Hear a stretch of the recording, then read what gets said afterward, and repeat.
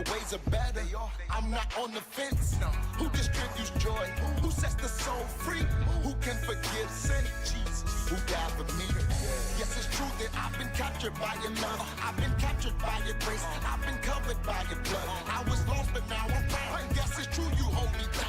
Jesus, here's my white flag. I surrender right now. Jesus, here's my white flag. I surrender right now. I surrender right now. I surrender right now. Jesus, here's my white flag. I surrender right now. Right now. Right now. I surrender right now.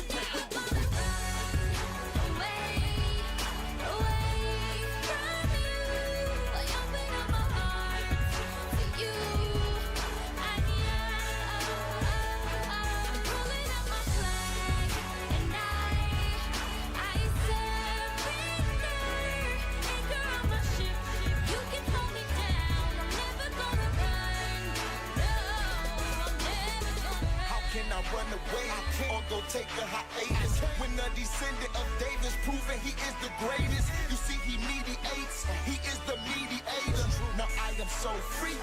What a sweet savior. I found a real love, and he is my ransom. Not gonna escape, I'm gonna stay. I'm captured, but I'm so free. And I finally know that I'm where I'm supposed to be. So I raise my hand, I get on my knees. There's nothing like the day the Spirit captured me. And I know I'm greater. I surrender, I don't need another savior. I'm never gonna run.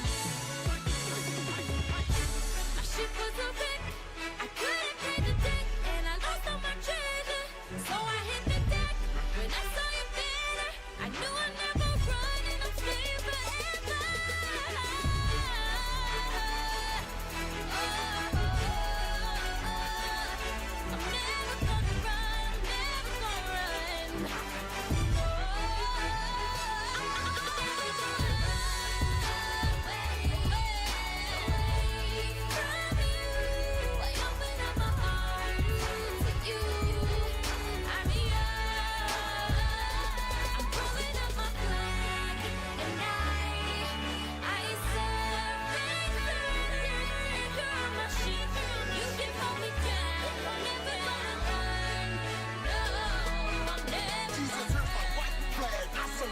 Right now, I surrender right now.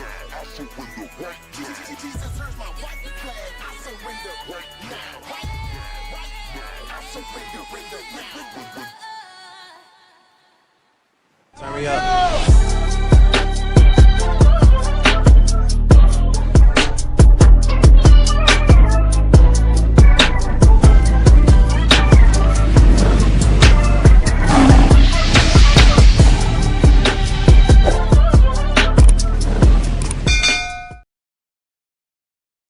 What's up, everybody? Welcome back to another episode of the In Faith Podcast. My name is David, and I'm also joined here by Steve. Oh, that's not Steve. Scripture. There we go. There's Steve. But hey, I'm glad to be here. I gotta get my buttons situated here. I don't know why that happened, but regardless, see, Steve, it's the 3 weeks we took off. We can't keep taking these 3 weeks off. I know. And not doing an episode. So we are back for this week. We're all going to be out of town next week. Well, I won't be out of town, but we're going to be doing other stuff. Steve, we can do it. Do you think we'll be able to do an episode next week at some point? Okay.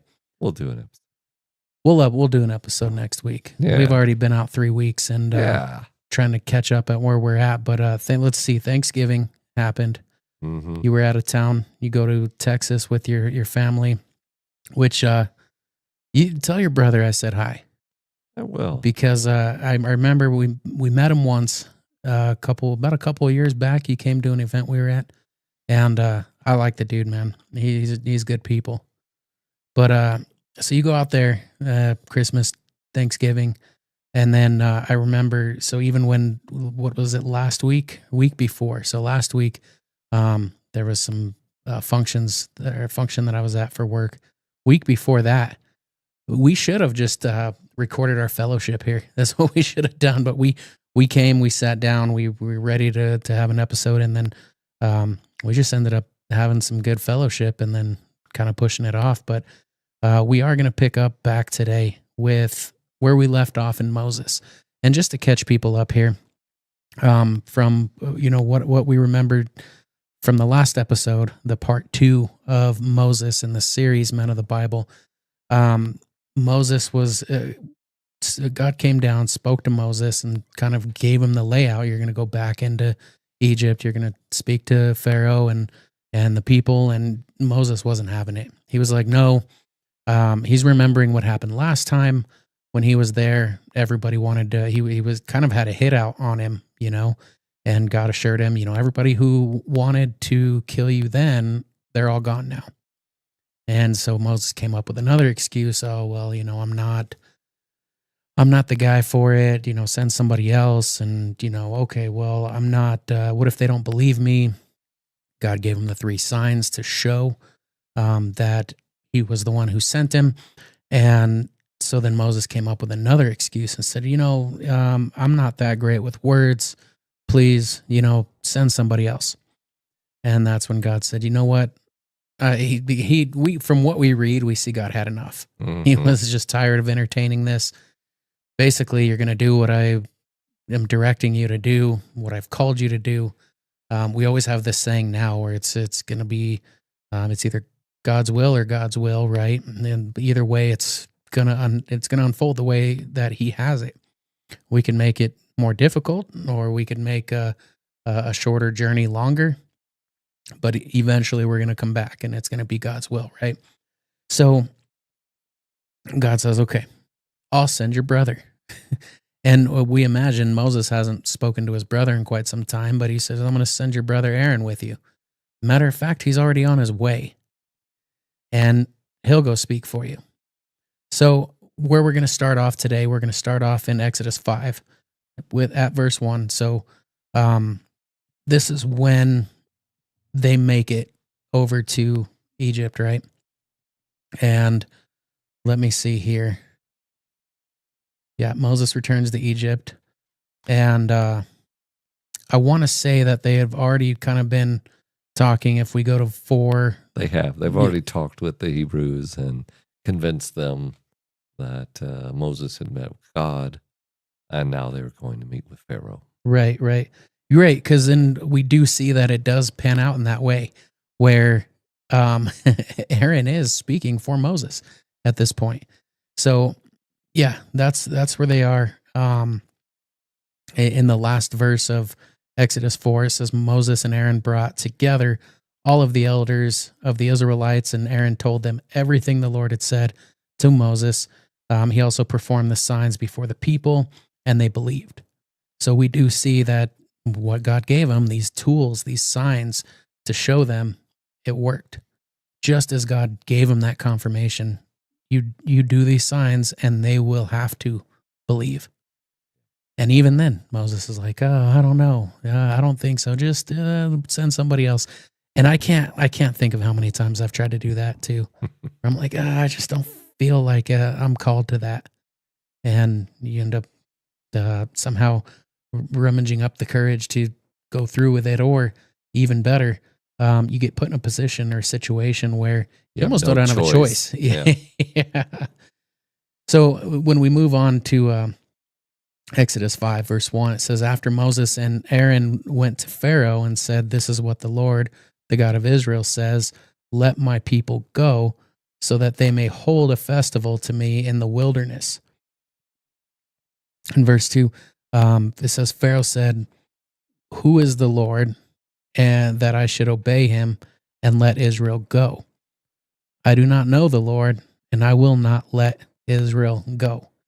So this is kind of the first time in this journey, aside of Moses' pushback, that he's getting to see, because I can easily, if Moses was giving God such a hard time, oh, they're not going to believe me, then they get to the people and he shows them the signs, they believe him. Now he gets to Pharaoh, and Pharaoh's like, "I don't know what you're talking about, and I'm not going to let the people go." This is the first kind of pushback that Moses gets, kind of the same that he was dishing out just prior to.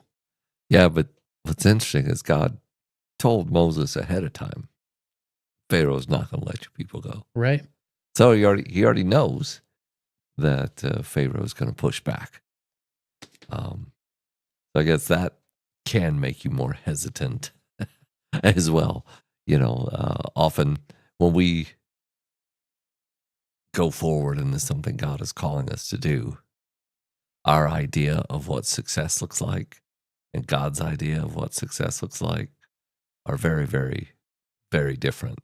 I promise you, Moses' idea of success was Pharaoh. Oh, well, thanks, Moses. Thanks for letting me know that. Yes, you can all go out and have 3 days in the desert. I mean, that's what Moses would consider success. But that wasn't God's plan. No. God wants to show his power to the Egyptians. And if only it were that easy, if only it were that easy that he could just show up, say, hey, this is what God said. So go right along and By do all it. means. Yeah, by all means, go ahead.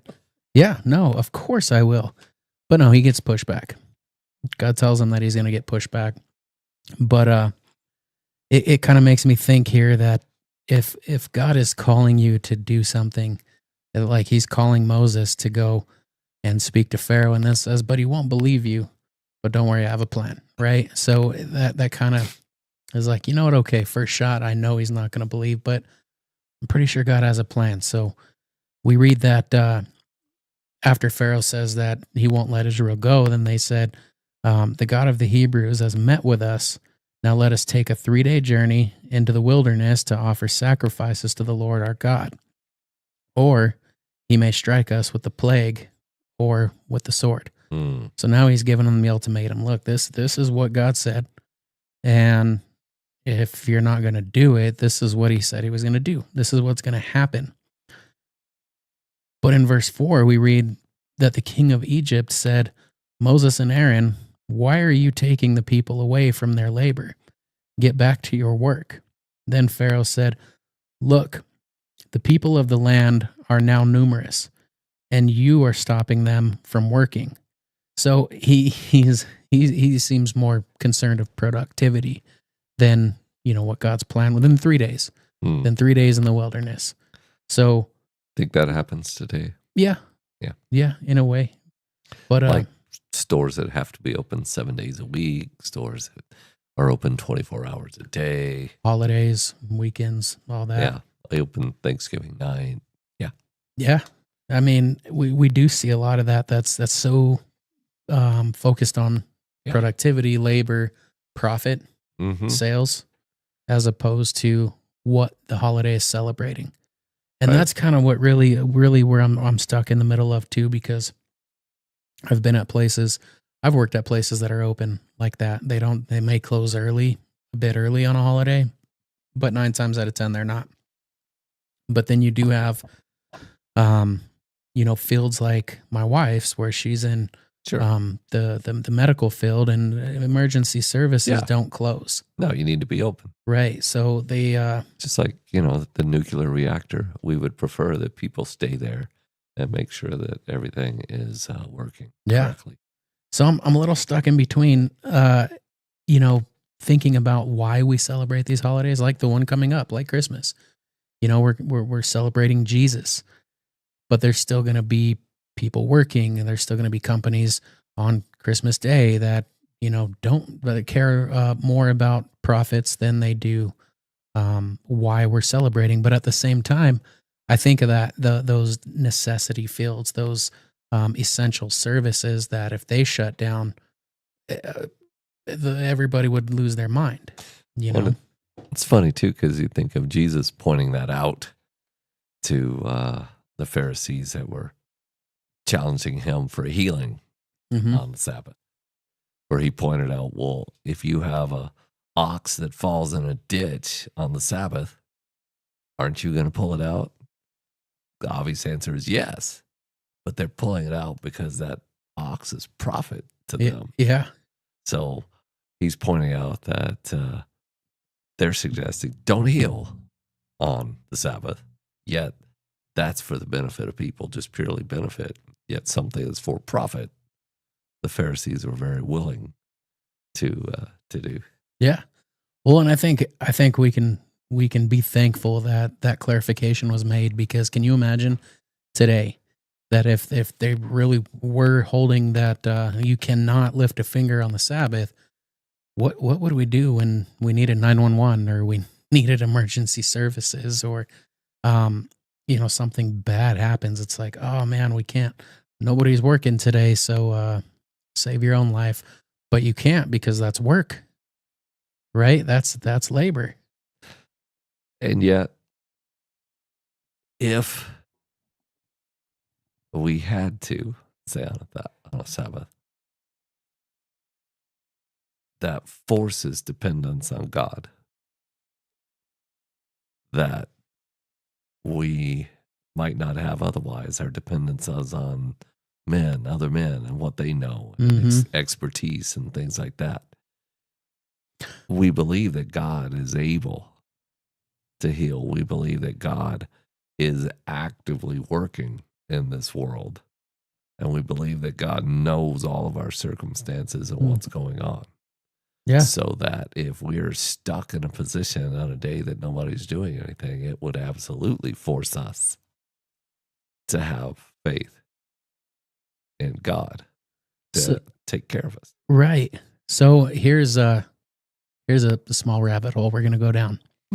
Right? Technically, we should be doing that every day. Right? Yes.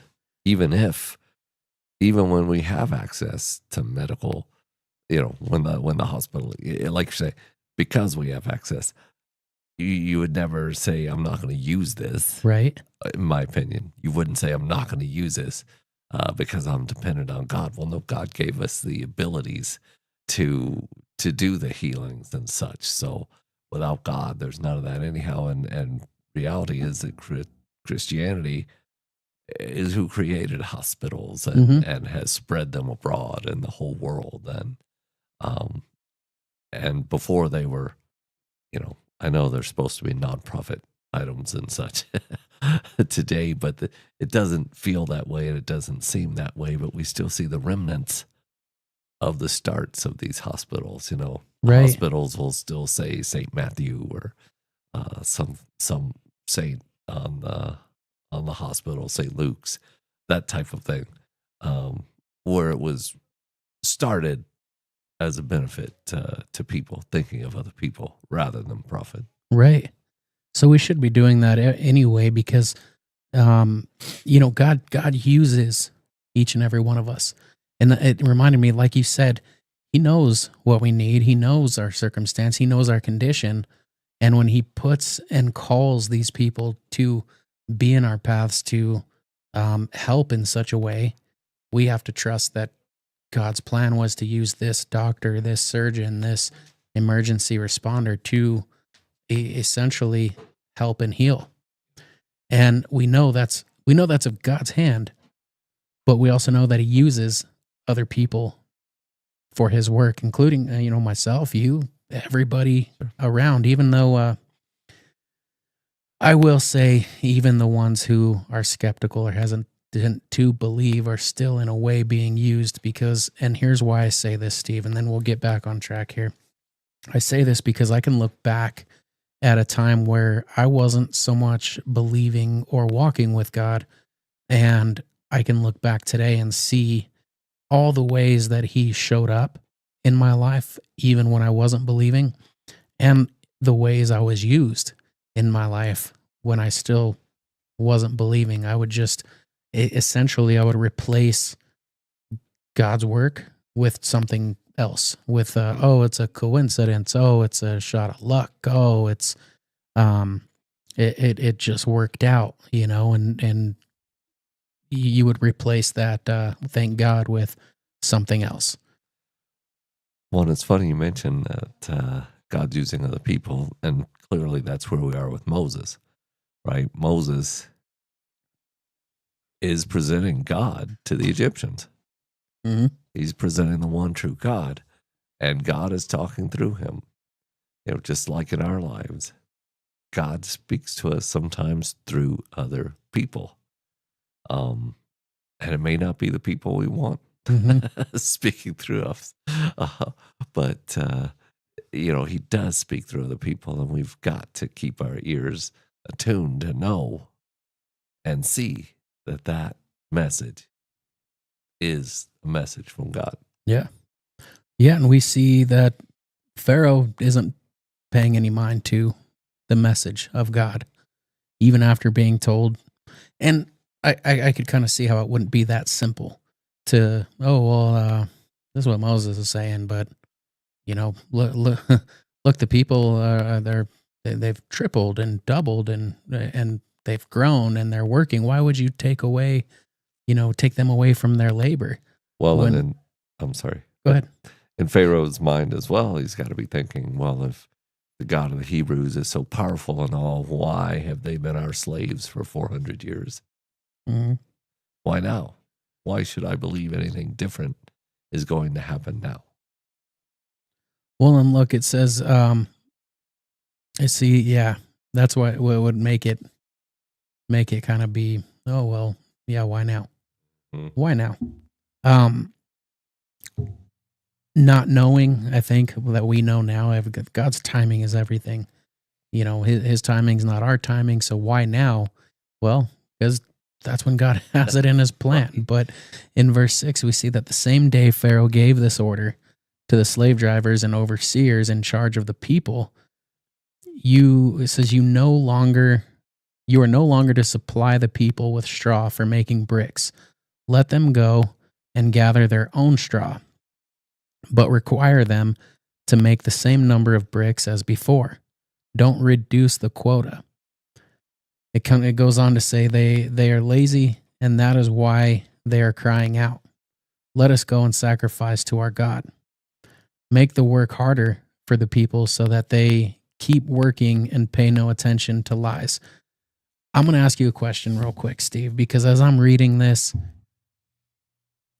going back to verse 6, that same day Pharaoh gave this order to the slave drivers and overseers of the people. We go on to see what that order is. So Pharaoh, just to confirm, Pharaoh's telling the guys that are in charge of the people working that these are the orders that he's giving, that you're no longer to supply the people with straw for making their bricks, but you're not going to have them make their own bricks. Calls them lazy, but don't reduce the quota. Right. So he just made it much harder for them to meet the quota because it takes time to find your own straw for the bricks. Okay, so that so makes we sense. know that at any job. Imagine you show up at a job site and whatever you're building, and you're supposed to already have a stack of lumber there for you. Well, the lumber's not there. You have to go to the store and buy it yourself, get it delivered, everything else.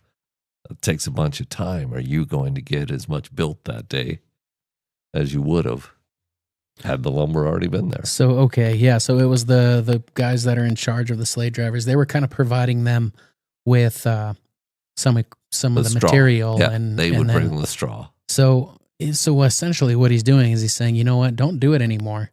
Make them work for It's it. Make punishment. them, get everything. Let's make them work harder so that they don't have time to pay attention to this. Right. It's kind of that classic way of punishing somebody. He doesn't punish Moses directly, but he punishes the people that Moses is representing. So they do.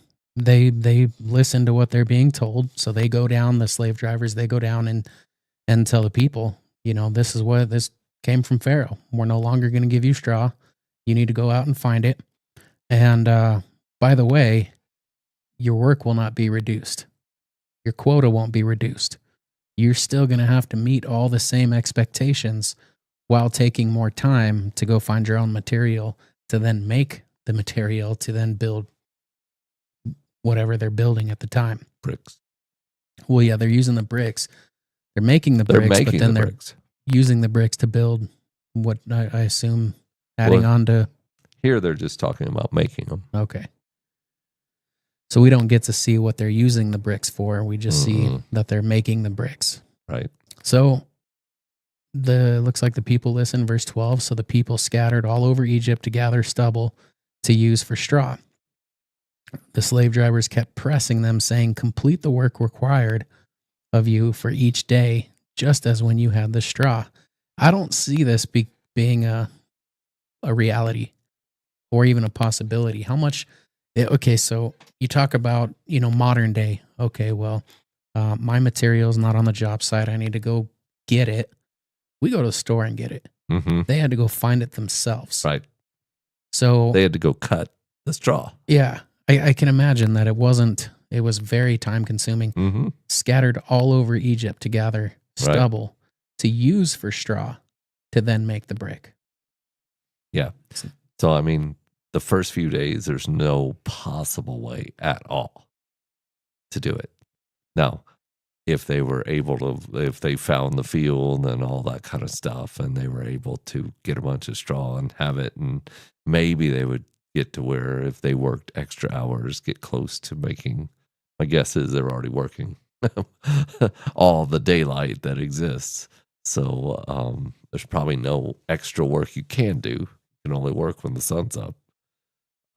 But there's no way at the very beginning. You're correct. There's no possible way at the beginning that they can make their quota because they have no straw and they have to go get it. They have to cut it. They have to bring it. Then they have to make bricks. Well, and what they end up doing is demanding that the work be done in the same amount of time, Right.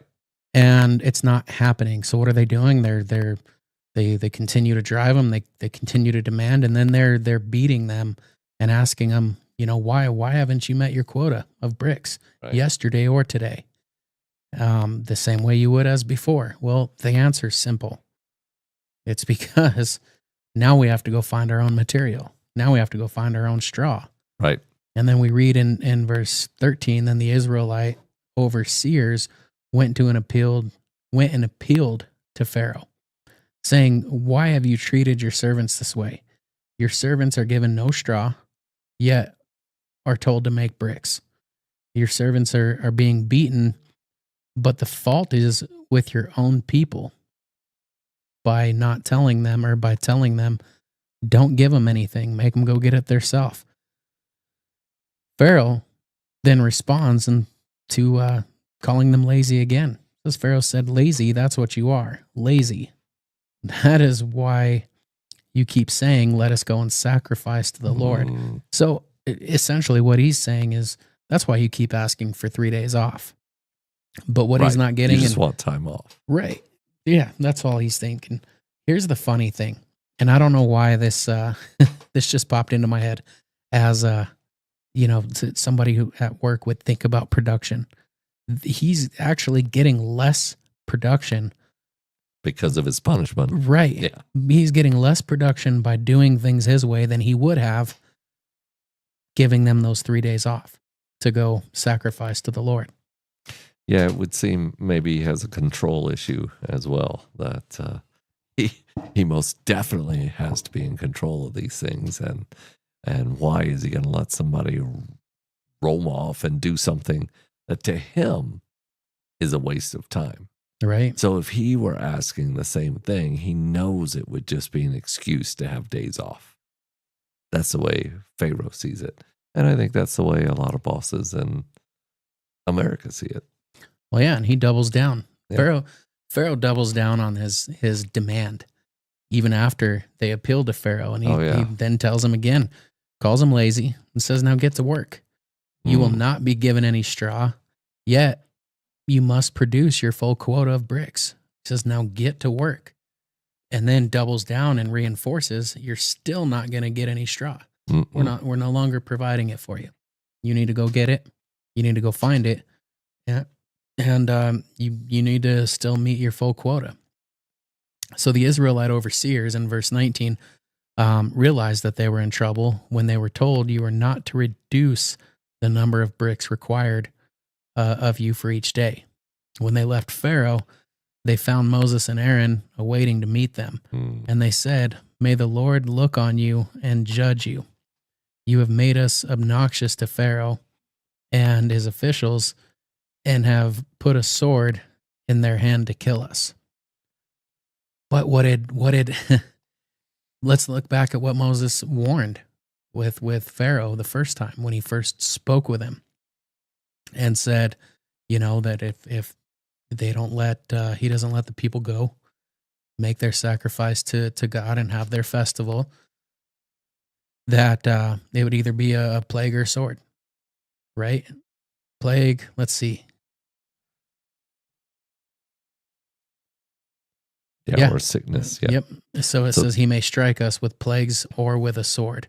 And that's in the NIV. But I think it's kind of interesting that it gets brought back up. He's saying, you put a sword in their hand to kill us. It's like, no, he put the sword in that hand. And yet, often we would treat it the same way and consider it the same way. Why did you have to go to Pharaoh and start, ruffling feathers and stuff after? Okay, we got to back up a step, right? Moses and Aaron go to the Hebrews and they go, look, we've met with God. God says, this is what we need to do. And they believe them. Then Moses and Aaron go in front of Pharaoh and they tell Pharaoh. And how does Pharaoh react? Again, he doesn't react the way Moses wanted him to and says, sure, bye. 3 days? Yeah, go ahead. But he doesn't just say no. He says no, and by the way, don't continue bothering me with this. This is what happens when you come in and ask me to get off of work for 3 days. I'm going to double or triple your work. Yeah. So don't ask again, is what Pharaoh is saying. And that's all it took. Now, mind you, it's painful, right? This is, I can't make light of what the Hebrews are then going through. So they're already slave labor, making bricks every day, every minute the sun's up. And now, not only is it impossible for them to make it, they get beat at the end of the day for not making their quota. In knowing they're not going to. So it just got extremely hard to do what God called them to do. Extremely hard. Well, and in verse 22, we can see the frustration in Moses. And I can relate to this because I'm somebody who can be told something once and then I'll, start to question my own understanding of it. I'm like, are you sure? I'll have to go back. Are you sure? Are you sure?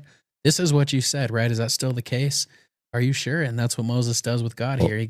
And I would just think of that often in some of our Christian circles, we regularly think of getting confirmation that what we heard is from God. Right. And I promise you, if when we, do what God tells us to do and we get punished by in some manner, most of the time people will say, oh, that must not have been from God. But those are bad ways of checking and seeing. If you know it's from God, you know it's from God in you. Right.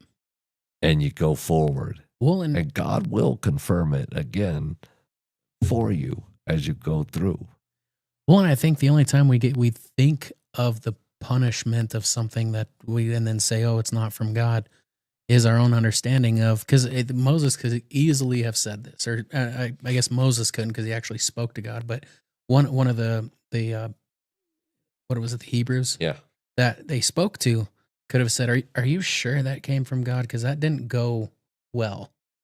And that was what I could kind of relate to. Is like, are you sure this is what this is what's going to happen? Okay. Yeah, that's what I told you. Okay. Well, are you sure? And I do this quite a bit, especially over time where there's a plan in place and that plan's going to take a while to unfold. Let's say for an example, you get told something at work. Okay, this is what this is the track we're on. This is what we want to do with you. This is what we're going to line you up for. And then some time goes on, you don't hear anything. You're like, hey, are you sure this is still the case? Oh, okay, I just wanted to double check because I haven't heard anything. But I find myself constantly doing that. And then now I see Moses in verse 22 returning to the Lord and saying, why, Lord? Why have you brought trouble on these people? Is this why you sent me? So he's going back and he's saying, is this the real reason? you sent me? Because that's not why you told me why you sent me. But is this the real reason why you sent me? He said, ever since I went to Pharaoh to speak in your name, he has brought trouble on these people, and you have not rescued your people at all. But again, I can see the significance in putting his own timeline on it, saying, "Yeah, you told me to go talk to Pharaoh, and nothing came of it, Right. except for trouble and hardship on these people. Is that the only reason you sent me? Is so that would happen?" But Right. Purely out of frustration yeah, that Moses is saying that. He doesn't believe that, but he doesn't like that it's not happening how he thought it would happen, even though God warned him, yeah. I'm going to harden Pharaoh's heart. He will not let you go. hmm Well, and God has a plan. Yeah. He told him it wasn't going to happen, and that he had a plan. What his plan was, and then we do get to see in chapter 6 that God's revealing his plan. He's sticking to it. It says, "Then the Lord said to Moses, 'Now you will see what I do to Pharaoh because of my mighty hand, and he will let them go.'" But I just think it's I'll continue. It says, "Because of my mighty hand, he will drive them out of his country." That's the remainder to verse 1. But I can just I could see so much of my own flaws in relation to Moses. And because I would have gone back, and instead of going back, calmly and saying, "Hey, God, I did what you asked.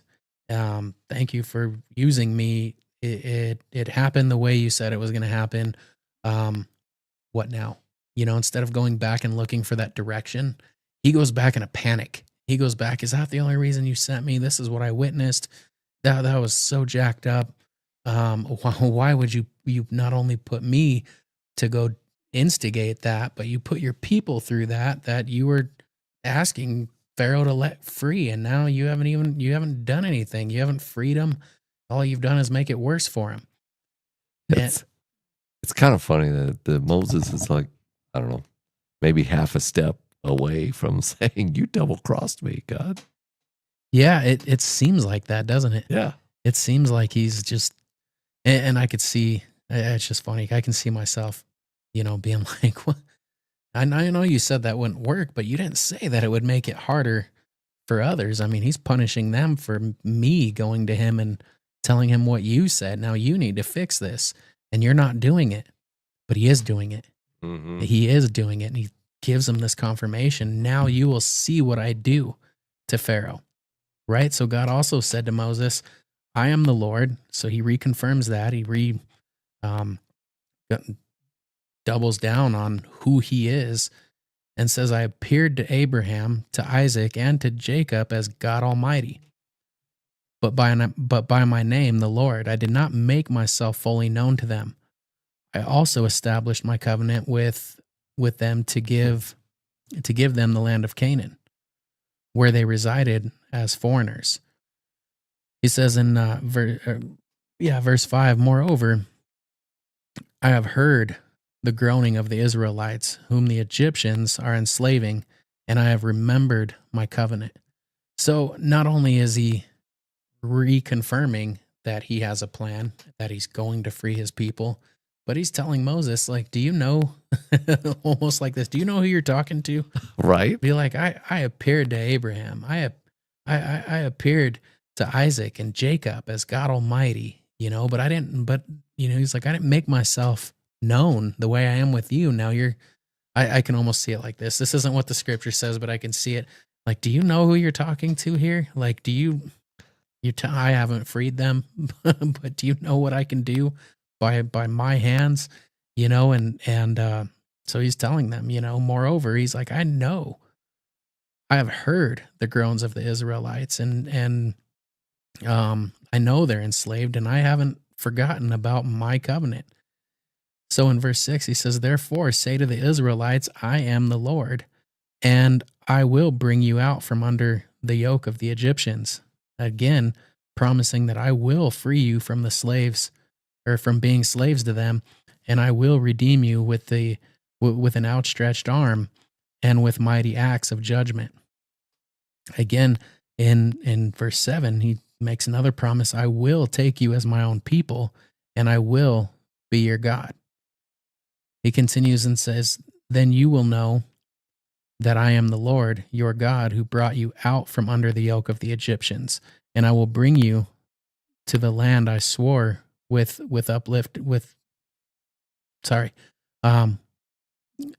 that I swore with uplifted hand to give to Abraham, to Isaac, and to Jacob. I will give it to you as a possession, and then reiterates, I am the Lord. So he's telling Moses, now go repeat this, to the Israelites. And it's funny, a minute ago I said that God wanted to reveal himself to the Egyptians with a strong power, yet it's more about his own people, the Hebrews, the Israelites, to know who he is. They need to see these plagues. They need to see the power of God. They need to see the protection that they get from God, from the most powerful army on earth. So while he is revealing himself to the Egyptians as well, I think God's bigger plan is showing his own people who he is. Because basically he just had to tell Moses, look, Moses, trust me, I have a plan. And my plan is the best plan. And it will work. Guaranteed. Right. I can see now. Well, so let's look back before when Moses is saying, they're not going to believe, they're not going to believe, they're not going to believe. Now I can see why now he goes back to God and he's in such a kind of a frenzy. So God responds and saying, you know what, go to the Israelites and relay this message that we just read. And Moses does so. Moses and Aaron, they go down and they tell the Israelites what they were told, but they don't believe them. Now they don't believe them. Yeah. They didn't listen, and they didn't listen because their discouragement. Right. They're in the pain has started now. The difficulties of following God and his plan have now started. How Jesus told the parable about the different soil, and the soil was basically the condition of somebody's heart. Mm-hmm. Well, when you hear you're going to get rescued, then it's pretty quick and easy to believe God's going to rescue us. But when that rescue doesn't happen, then it's also then just as easy to start saying, okay, well, I don't believe. Yeah, because you remember in the soil there was a seed that would cause a plant to spring up quickly, but it didn't have good roots. And the sun dried up that plant, and it's died. Yeah. And we're seeing that right here. As soon as, now mind you, this is real pain that Mm-hmm. they're feeling. This isn't some of the discomforts that we have as modern day, American citizen Christians. They're going through real pain, but it's the same thing. They were quick to believe Moses and Aaron when they're going to get rescued and they're looking forward to rescue. As soon as they see the pain involved in it, they're not so easily believing anymore. Yeah. No, they're not. So even though he goes and reports back to the Israelites and tells them what God had the message that God had given them, they didn't listen. But they did not listen to him because of their discouragement and harsh labor. So they're telling Moses, look, dude, you already made it harder for us. Don't come back here and make it twice as hard, 3 times, 4 times as hard, trying to fill us with false hope again. Mm-hmm. So they don't believe him. Well, Moses goes back to the Lord and he tells him, look, they don't believe me. So the Lord says to Moses, go tell Pharaoh, king of Egypt, to let the Israelites go out of his country. So didn't I do that already? Yeah, he's saying, it's like, I just didn't go well. No, it didn't. And he kind of rebuttals that. Moses says to the Lord, if the Israelites won't listen to me, why would Pharaoh listen to me, since I speak with faltering lips? He's using the not so great with words thing again. But I mean, I could see it. He's like, man, if the Israelites won't even listen when they believed before, why would Pharaoh listen to me this time when I pretty much told him the same thing the first time and he made it harder on them? Does your version says faltering lips? It does say faltering. Faltering, faltering. Yeah, lips. no, I believe it. Mine has an interesting choice of words there. This is the ESV. It says uncircumcised lips. Oh, wow. Yeah. Really? Almost like because of his sin, he's now questioning if he's even able to speak for God. That's an interesting choice of words that they used uncircumcised in the ESV. Uncircumcised lips. Yeah. Yeah, no, I would like to look into the relevance of that. And just quickly, let's see what New King James has. Yeah. While you're looking that up,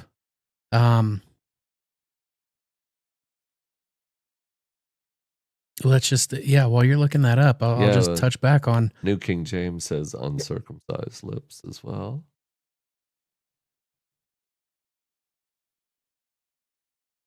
Okay, so let's ask this question too.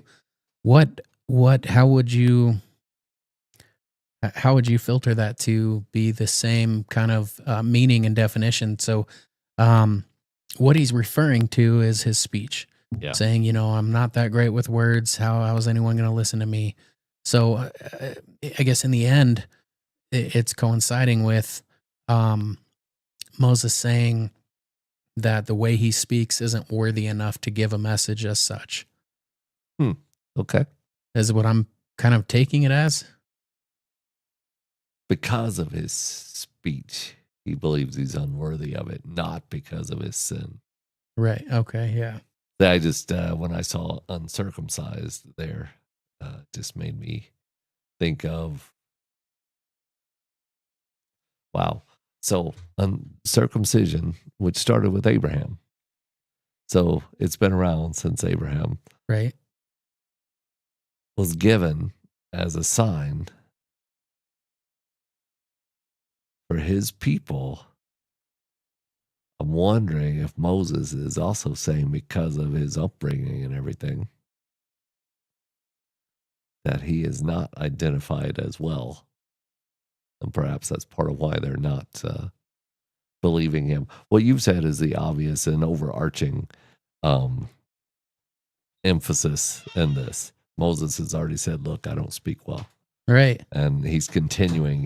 I'm just wondering if he's not ramping it up by using that. It's not only that I don't speak well, but my lips are also a problem. There, yeah, because of my upbringing, and not really the upbringing of a Hebrew. I was never a slave. I was never one of them.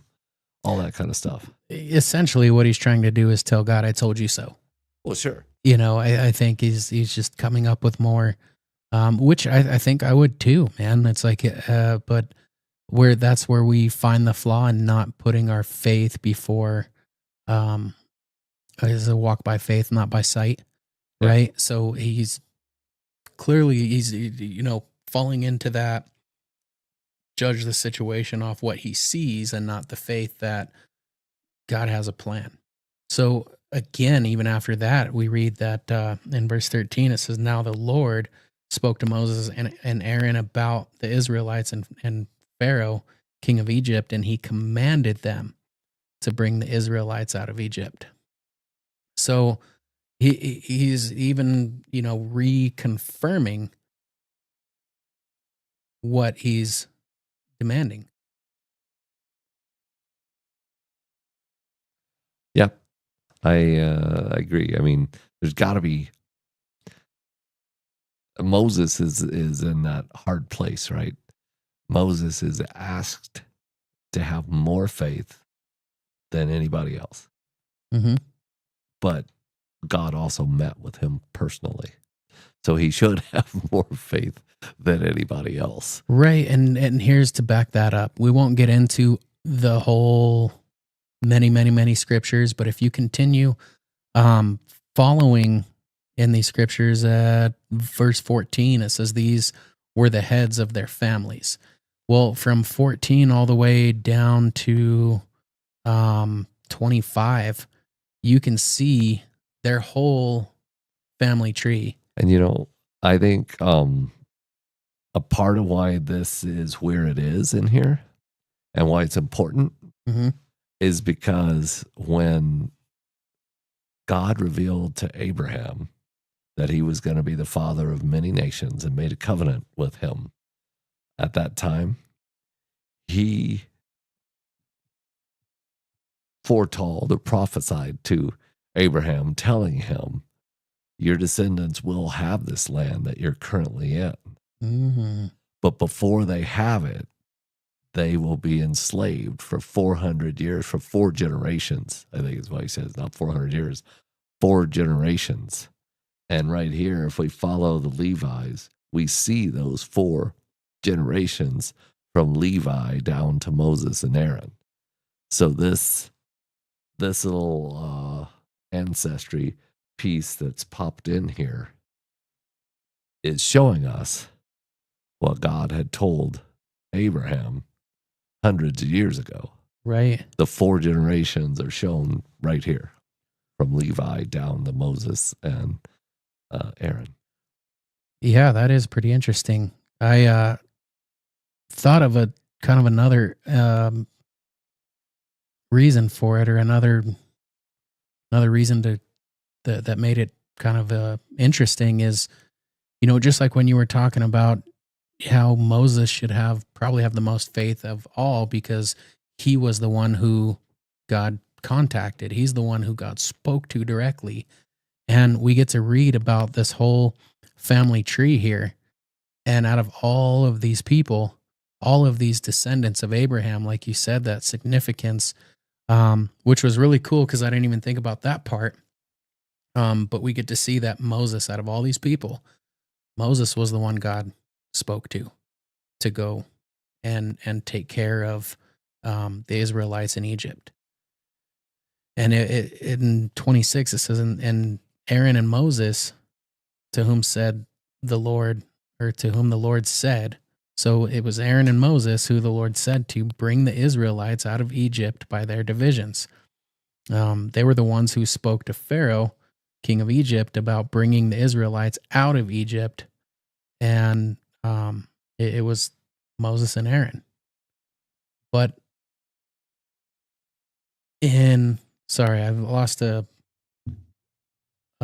I lost my space here. That's why we can't take 3 weeks off again. Are you at the end of chapter 6? I am at the end of chapter 6, and that's the note we're going to kind of end on. It says, well, now Moses doubles down again. Yeah. Stop it, Mo. Yeah, so just as we're talking how he should have the most faith of all. And to apply this today, you know, we as believers, we have all the tools in front of us. We have all the necessities. I mean, we have more than what they had then to read and confirm and to speak. I mean, God spoke to Moses directly, you know, but even in those times where we as believers and as followers should be the ones that have the most faith of all, sometimes we're the ones that have the most little. Oh, yeah. And I can only speak for myself, but I mean, from things that I've gone through, I've had to look back on situations and be like, man, I should have had more faith in that. Like, I've gone through this many, many times before, and I could even go back to the scripture that would have helped me through this, or even the scripture I read through this and said, you know, everything did pan out. Like, I don't know why I was so worried about it. I should have had the most faith of all. Yeah, we've seen it. We've seen it work time and time and time again. We've seen God come through time and time again, and yet we still doubt. Anytime there's hardship or pain or affliction in our lives, for me anyway, it seems like I still doubt, even though the first thing on my mind should be, God's come through before. Every time before, somehow it's worked out. I haven't always enjoyed it, but it works out. And this isn't about enjoyment. This is about God's plan and my part in God's plan. Yeah.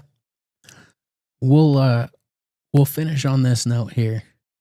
But as you said, the Lord, or not the Lord, Moses doubles down again on the speech. So when the Lord spoke to Moses, this is in verse 28 of chapter 6. Now, when the Lord spoke to Moses in Egypt, he said to him, I am the Lord. Tell Pharaoh, king of Egypt, everything I tell you. But Moses said to the Lord, since I speak with faltering lips, why would Pharaoh listen to me? Then the Lord says to Moses, and we're going to continue just a little bit in chapter 7 and verse 1. It says, then the Lord said to Moses, see, I have made you like God to Pharaoh, and your brother Aaron will be your prophet. You are to say everything I command you, and your brother Aaron is to tell Pharaoh to let the Israelites go out of his country. But then here's where God tells him what he's going to do in verse 3. But I will harden Pharaoh's heart, and though I multiply my signs and wonders in Egypt, he will not listen to you. This is where we get that confirmation again that God tells him, he will not listen to you. This is the second time. Yeah. And he says, then I will lay my hand on Egypt, and with mighty acts of judgment, I will bring out my divisions, my people, the Israelites. So he's telling them, I will do this. Even though he's telling them, Pharaoh's not going to listen to you. Go back again. Hey, he's not going to listen. But because of that, I will harden his heart, and I will bring judgment to acts of judgment. And the Egyptians will know in verse 5 that I am the Lord when I stretch my hand out against Egypt and bring the Israelites out of it. So in verse 6, Moses and Aaron did just as the Lord commanded them. And we get to see in verse 7 that Moses was 80 years old and Aaron was 83 when they spoke to Pharaoh. Now, take that and remember the 40 years that God spent working on Moses in the desert by himself, isolated from everything, and bring that thought back to where he's at today. If you spend 40 years without talking to anybody. Well, he did have a wife. Okay. Yeah. I was like, couple of kids, a wife. But I mean, outside of that, Jethro. Outside of that, see, this is, but he was like you're saying. We're going to hand it over to the wise man here. This is no, not the wise man, but the point you're making is a great point. Moses has been in a very peaceful, very outback, not easy way of life, but a serene, shall we say, way of life, where he's able to think and contemplate and be before God through all this time. And now he's in front of all these people in this mess in a hurry and this conflict and these political issues. He's thrown in the limelight that isn't easy. So your point is super valid that Moses is coming from this desert I was going to say backwoods, but anyhow, he's coming from a living that was a peaceful living where he's shepherding sheep. He's going in and out every day doing the same type of thing, to being in front of the most powerful man on earth. Right. And having to talk to him. So yeah. And also, we feel like we're beating up on Moses a little bit. Moses is the one that wrote this, all right? Jesus even confirmed and referred to these as the books of Moses. So Moses is the author of this. Right. And is being very candid. Yeah. He's being transparent. Yeah. Well, and I don't want to make it seem like we're bashing Moses, because I mean, he is being transparent. And if we're kind of bashing Moses, I mean, how much have we talked about how much we can relate to what he's feeling and thinking and going through? Then we can only bash ourselves too.